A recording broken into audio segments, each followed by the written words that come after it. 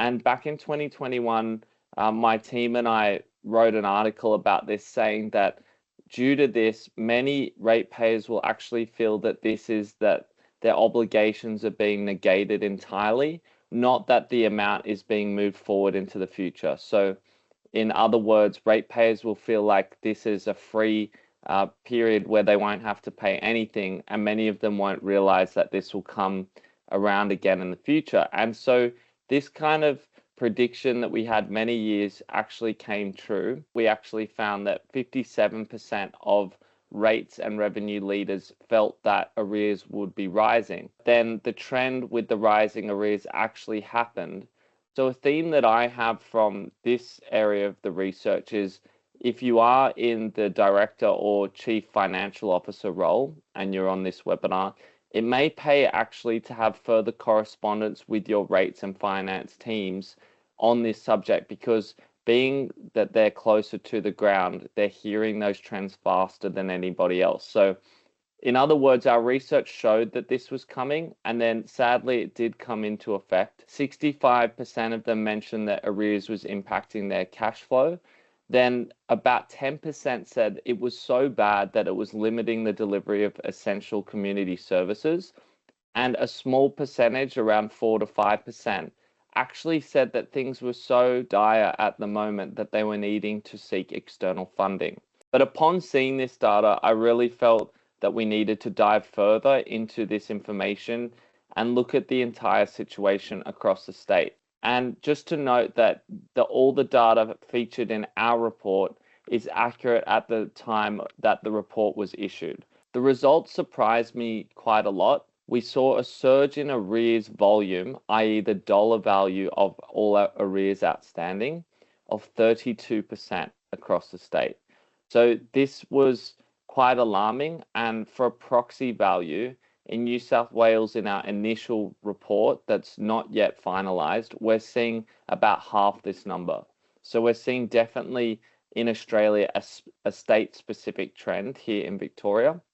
And we also saw that the average level of arrears as a percentage rose to 10.44%. Now, in Victoria, there were a number of factors that contributed to this. We had the rising cost of living. We had another point here about rates being due, which I'll go into more detail.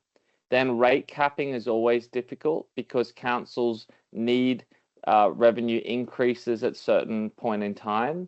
And then if they're unable to get those, what happens is that councils will then have to charge, say, anywhere between 8 to 15% in one single rates increase, which then cripples the entire community in one go. So rather than doing it steadily over time, sometimes this rate capping effect can have the opposite intent.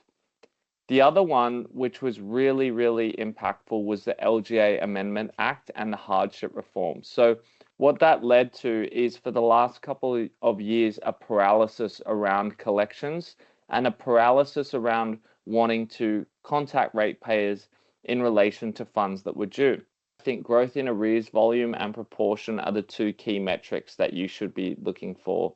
For this year in the report, these are our top 4 achievers based on most improved and the lowest rates in metro and regional areas. And you can see that compared to the average, they are doing quite an outstanding job. So let's look at some of the key themes out of the report. The first key theme is that cities are actually having a tougher job more than regional areas. But my hypothesis is that with changing property values and increased mortgage arrears, individuals in the cities have larger financial burdens than those in regional areas. So I feel like they're feeling the penny pinch a little bit more than those in the regional areas who have more of a predictable cash flow position. The second one is that the report showed that there was no strong correlation with wealth and arrears. So at least in other areas around the country, we actually see that arrears are historically and at present lower in areas with higher socioeconomic backgrounds. In this report, it actually showed no correlation. So wealthy areas were just as affected as those who were of a lower socioeconomic background. Our default rating policy is hurting our state. In our state, generally speaking, rates are issued in the July-August period, but then they're not often due till February, right? And this is not the default process in other states around the country. So what that means is a large number of ratepayers feel like they have an interest-free holiday of sorts where their rates are due and they wait for a long time. And then when they're finally due in February, they've forgotten about it or may not engage with that reminder installment notice. And that latency in collection is not only hurting council cash flow, but it seems unusual given the state that the industry is in. The simple change and shift in the communication side of your revenue policy, in that if you prioritize people to pay smaller amounts immediately to build up to the point that they're due, that seems like a more intuitive approach based on this report, or there's just a reticence towards doing so. So many of you would engage Maddox or similar legal authorities for advice in this area. It's really important to look at this concept again, because reminding a ratepayer that they owe you an amount is different from sending a message with an imperative.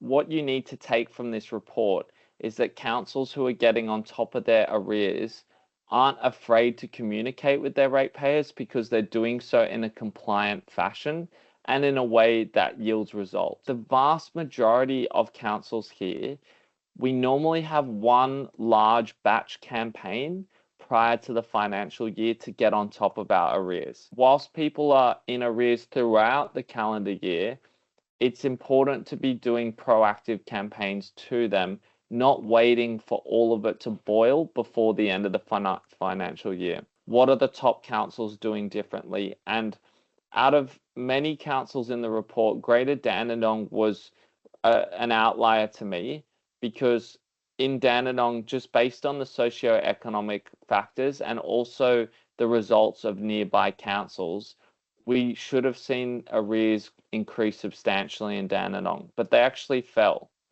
in this area. So let's have a look at a couple of reasons why. Dandenong used some technology that we provided to shift their plan completion from 50% to 85%. They used their payment experience platform as the default method of payment. Rather than giving a list of options for the ratepayer, by default, they're offering flexibility, which is quite an interesting tact given the socio-economic composition of the area. So another thing too is keeping payments on track automatically. Think about using a technology to keep everyone on track by using automated reminders. Several different types of these reminders. So scheduling a payment or notifying of a rebalance, or looking at a proactive repair, say when a failed payment occurs or the credit card expires. All of these different types of messages have different causes and different solutions that can be automatically rectified. But under the status quo, a lot of our councils are alone in trying to rectify these issues, and they simply go into default and either have to create a new plan or fall further down the funnel into the arrears journey, which is something that we don't want to do. What I wanted to do in this talk was touch on how the report's been generated, how you can peruse the report to gauge where you're at, and then also to look at those trends as we did, and finally say, well, there is technology out there, but also you can map your manual process to some of these same notions.